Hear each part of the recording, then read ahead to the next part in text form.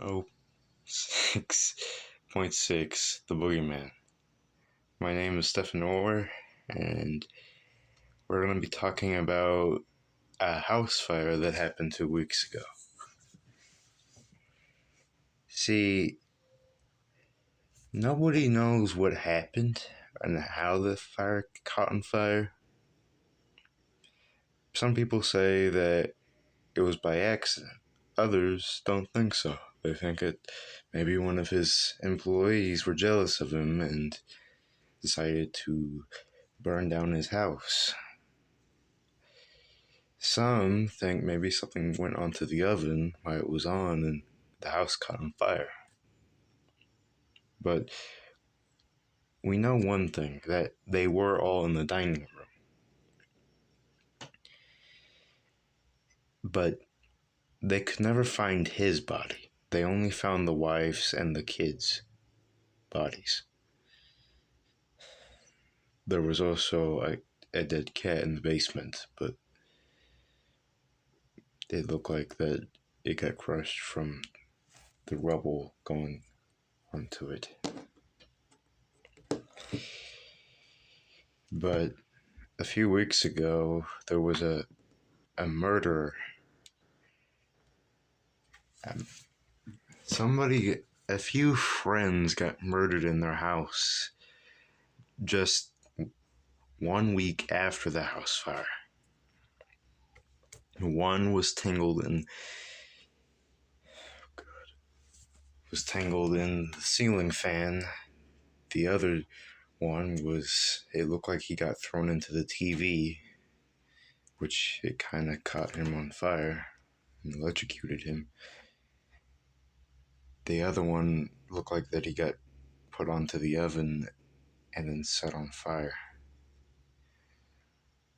Now, I'm not saying that these things are connected, but it's kind of weird how 1 week later, because that ceiling fan was very high up.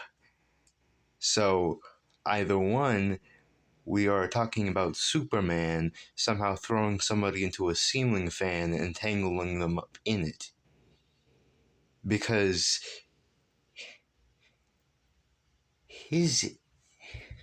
the guy's intestines were wrapped around the ceiling fan, but his skin and bones were thrown. And it was a metal ceiling fan, so it'd have to go very fast for it to cut the guy up. I don't know if the guy got cut up by the ceiling fan. It could have been anything else. But then, after that, a car wreck happened. It was a couple. Both of them died. It looked like one got dragged out of the car. The other one was hung onto a tree with the boyfriend's intestines wrapped around their throat to hang them onto the tree. And there was obviously a sign of a struggle, which I could show the photos, but this is a radio show, so it's not exactly easy. Or just say it's not pretty, because there's a lot of blood, which should be obvious by now. Now,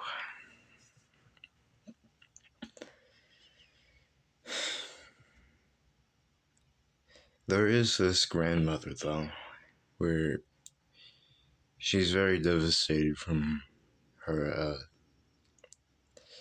son and her grandkids dying in the fire, and her in-law daughter, I think. She's so devastated that she doesn't want to talk today. So sorry that I did invite her, but it was so recent, so she said maybe she could do it next month or something.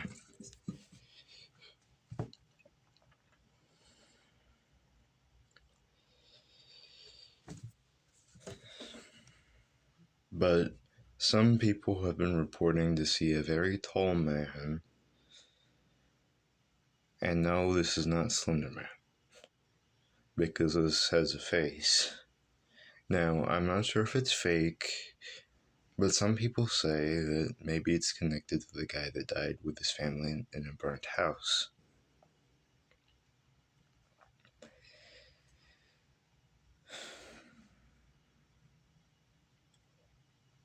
Now, most of the time we don't talk about things that aren't possible.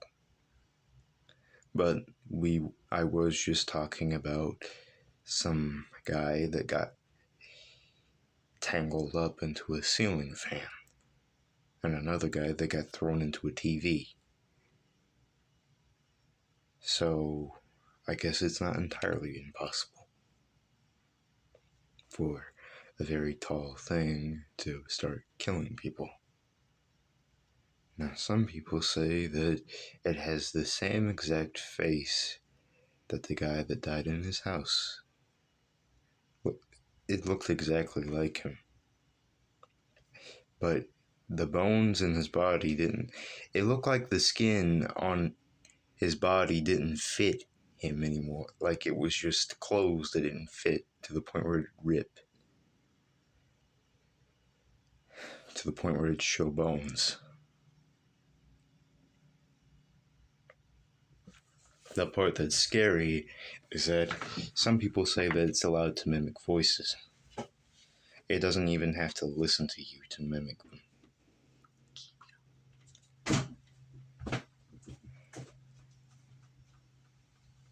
So,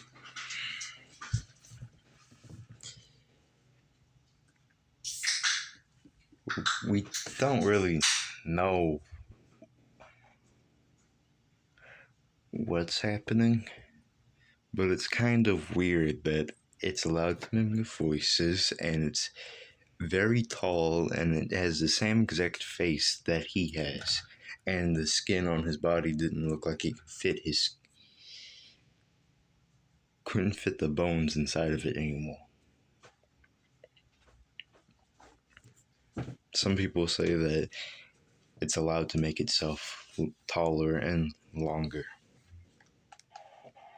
especially its arms.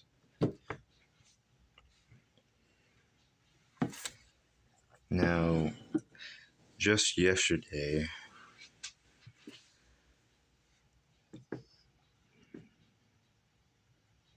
my friend died.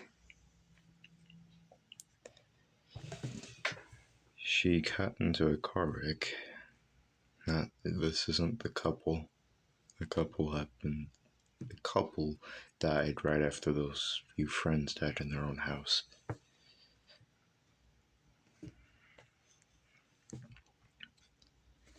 The last thing she said to me is that maybe she could visit during Christmas. Because when I'm recording this, it's October. It's Halloween.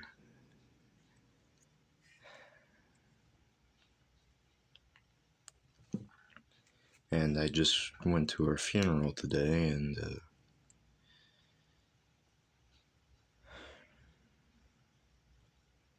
she looked like that she was very scared when she died. And like she was trying to get away from something.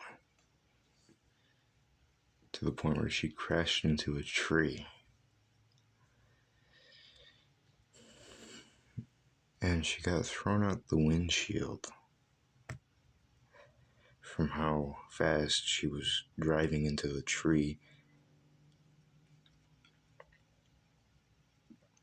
And a piece of glass from the windshield, it went straight to her stomach, and she was pregnant. And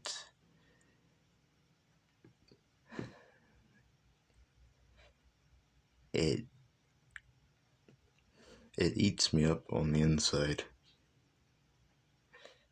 What I mean by that, I mean the guilt that I feel, because I feel like, because I wanted her to hang out with me.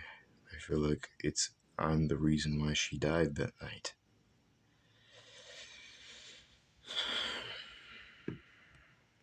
To the point where I can still hear her voice, which it was only yesterday when she was still alive. Now, if I find out what killed her, whoever scared her, I hope you're honestly suffering.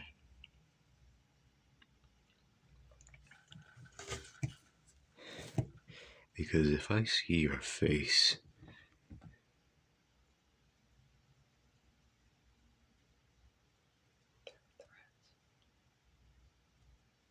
On a radio show.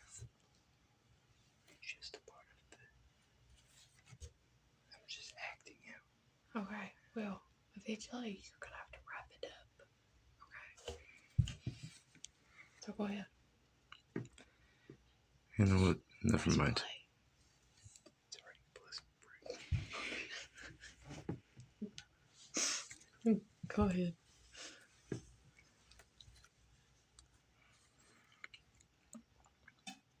You know what? Never mind. This is a radio show, so,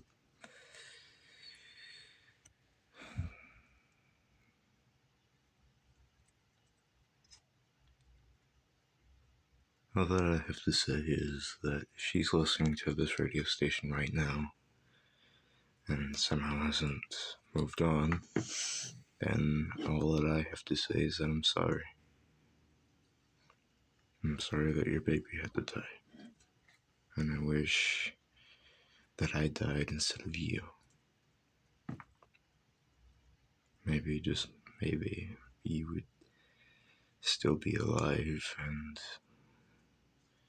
hopefully not be in the same position that I am in.